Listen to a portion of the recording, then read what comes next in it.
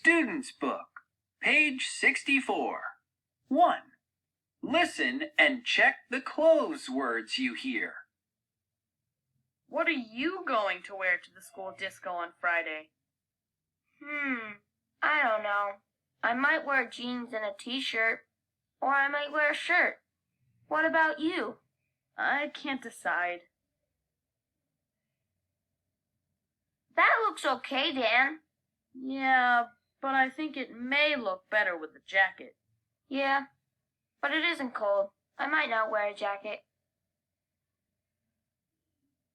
Come on, hurry up. You both look great.